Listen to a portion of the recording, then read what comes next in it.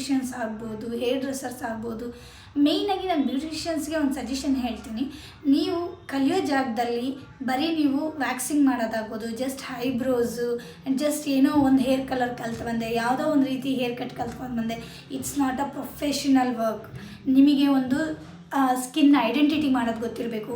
ಯಾವ ಸ್ಕಿನ್ಗೆ ನಾವು ಯಾವ ಫೇಶಿಯಲ್ ಮಾಡಿದ್ರೆ ಸೂಟ್ ಆಗುತ್ತೆ ಅನ್ನೋದು ಗೊತ್ತಿರಬೇಕು. Just not a step. ಬರೀ ನಿಮಗೆ ಸ್ಟೆಪ್ ಕಲ್ತ್ಕೊಂಬಂದರೆ ರಿಯಲಿ ಹೇಳ್ತೋ ಅದು ಪ್ರೊಫೆಷನಲ್ ಆಗೋದಿಲ್ಲ. ನೀವು ಪ್ರೊಫೆಷನಲ್ ಆಗಿ ಬ್ಯೂಟಿಷಿಯನ್ ಆಗಬೇಕು ಅಂತಂದರೆ ನಿಮಗೆ ಸ್ಕಿನ್ ಐಡೆಂಟಿಟಿ ಮಾಡೋಕ್ಕೆ ಬರಬೇಕು. ಹಾಗೆಯೇ ಯಾವ ಫೇಶಿಯಲು ಯಾವ ಕ್ಲೈಂಟಿಗೆ ಯೂಸ್ ಮಾಡಬೇಕು, ಡಸ್ಕಿ ಸ್ಕಿನ್ನಿಗೆ ಯಾವುದು ಯೂಸ್ ಮಾಡಬೇಕು, ಪಿಂಪಲ್ ಇರೋರಿಗೆ, ಆ್ಯಕ್ನಿ ಅವರಿಗೆ ಎಲ್ಲ ಯಾವ ಫೇಶಿಯಲ್ ನೀವು ಸಜೆಸ್ಟ್ ಮಾಡಬೇಕು ಹೇಳಬೇಕು. ಆಮೇಲೆ ಪ್ರಾಡಕ್ಟ್ ನಾಲೆಜ್ ಇರಬೇಕು. ಮೇಯ್ನಾಗಿ ಯಾರಿಗೆ ಯಾವುದು SPF ಸನ್ಸ್ಕ್ರೀನ್ ಸಜೆಸ್ಟ್ ಮಾಡೋದಾಗ್ಬೋದು. ಈ ರೀತಿ ಪ್ರತಿಯೊಂದು ಸ್ಟೆಪ್ ಬೈ ಸ್ಟೆಪ್ ಯಾವ ಅಕಾಡೆಮಿನಲ್ಲಿ ಹೇಳ್ಕೊಡ್ತಾರೆ ಅಲ್ಲಿ ಕಲಿತ್ರೆ ಮಾತ್ರ ನೀವು ಪ್ರೊಫೆಷನಲ್ ಬ್ಯೂಟಿಷಿಯನ್ ಆಗ್ಬೋದು.